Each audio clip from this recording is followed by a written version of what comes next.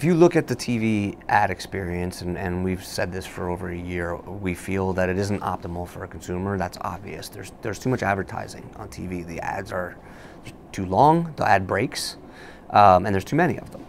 And so we have in many of our places, the first thing to do, so if you look at that and think like we've kind of overstuffed the bird, as Kevin Riley said, who runs TBS and TNT, if it's a little portly of an experience, we need to do two things. We need to go on a diet, which means we need to cut the number of ads on our air, and we're doing that already on TNT in our originals and on True TV, and then in sporadic stunts that we're doing.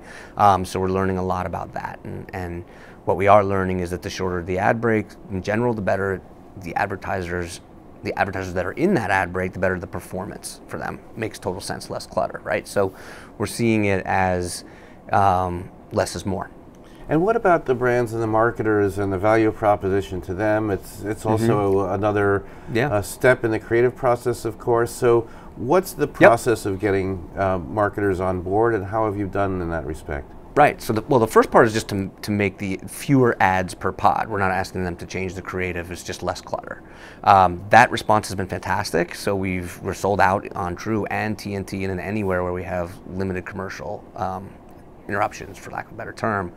So that's great, and to some extent there's more value there for them, and they recognize that, and the economics reflect that. The second thing, so that's the diet.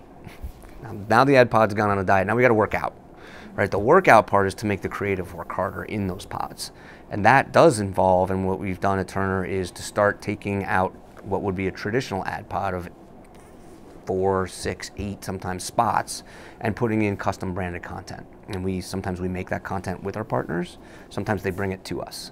So what we do is the experience changes for the consumer from you come out of programming, you see 6 different ads, none of them related to each other, and then you go back to programming.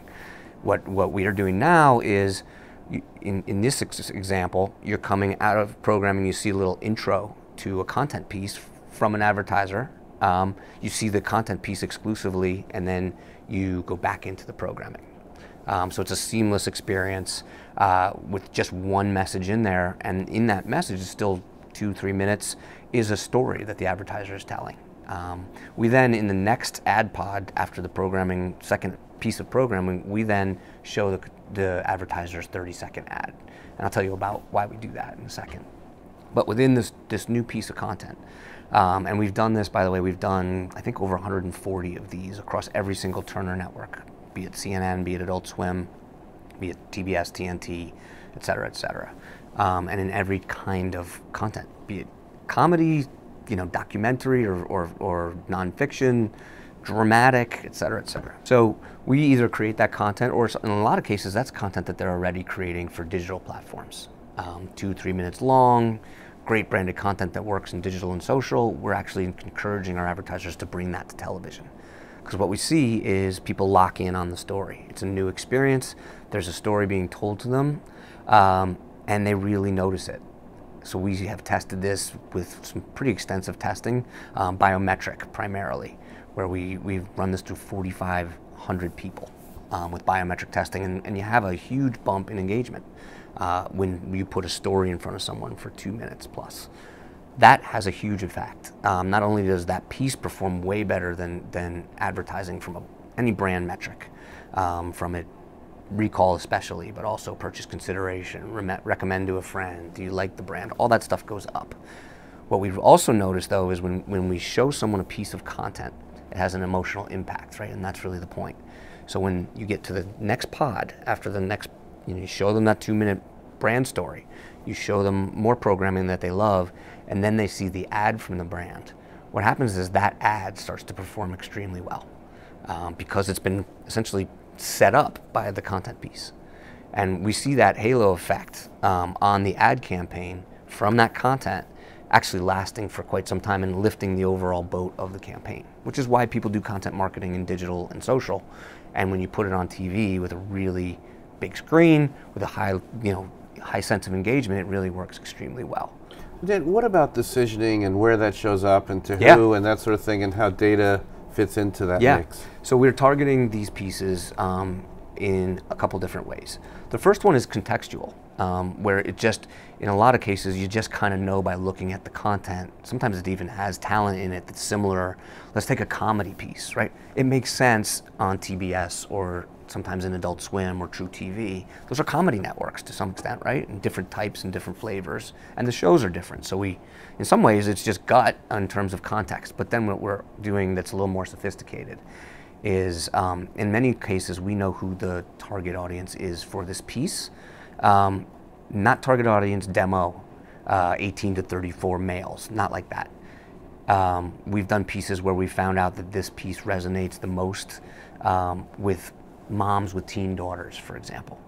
We find that out by testing the pieces in social, by testing them offline, and we can do that very quickly.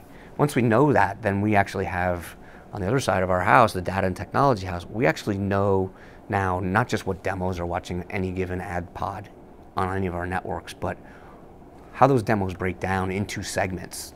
Heavy buyers of a category, moms with kids 15 plus in the household. Is that using your own data sets? Or that is other using a third huge party? array of data sets, be it Nielsen, be it MRI, on and on. Pretty much any data set that a marketer would want to use, we actually have in-house and are willing to target against. What we do is then predict and have developed models to say, for any given data set, how many of those people are watching any given pod on our networks. And then we take this content and or the advertiser's actual 30-second spots, and we use this data to put that in the right place to reach that exact target they're trying to reach. So what you see is information and data that's coming from social, that's coming from offline testing, that's coming from digital when we're running these pieces and testing them. That insight then boils up and can be applied to television advertising as well, all in the service of getting the content to the right person at the right time when they're going to be receptive to the ad.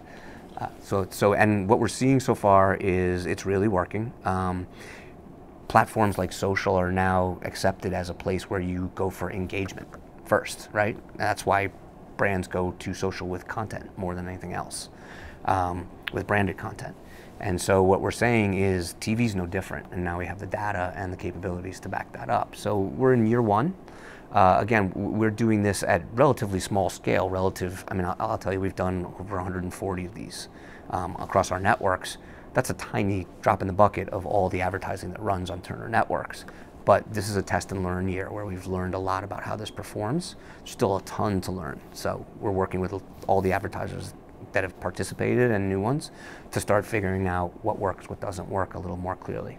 Great. And we're going to be in Las Vegas soon for CES. Fantastic. And us too. It's the transit. I think there's a lot of interest in what's happening with television, the transformation, the opportunities for brands, questions about new platforms, questions about ratings for some of the networks, questions about paid versus subscription services versus non-commercial.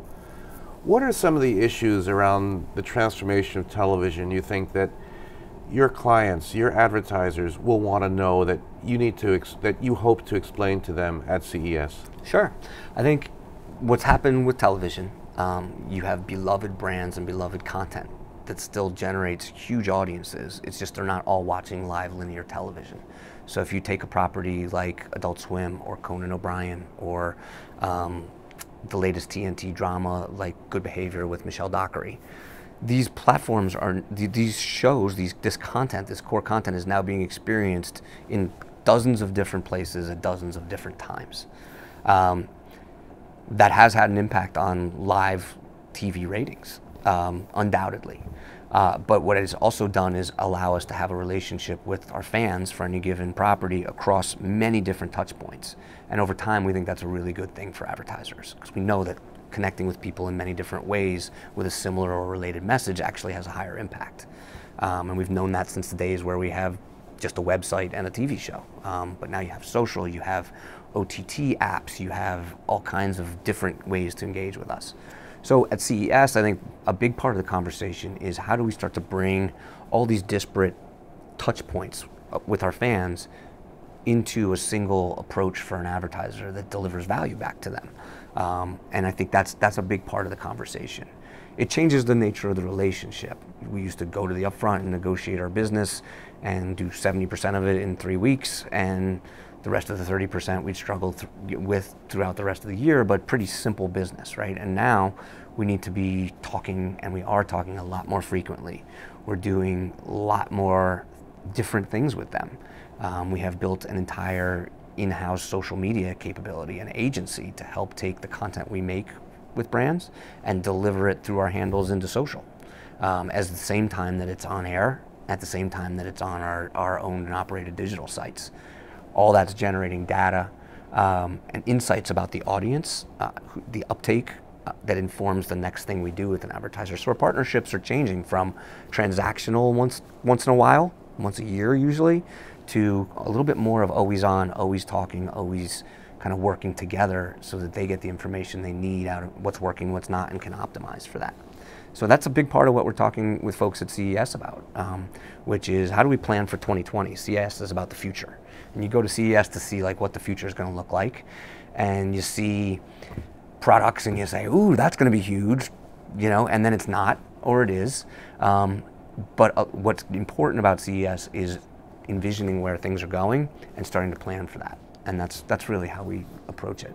We will be sharing with them a lot of the new research, the results from all the activity we've had at Ignite over the last year, be it our social products, be it our TV audience products, our TV audience targeting products, our native content distribution, our branded content creative. All those things, though, are now starting to become a holistic suite of services that I think our clients are very excited to take advantage of.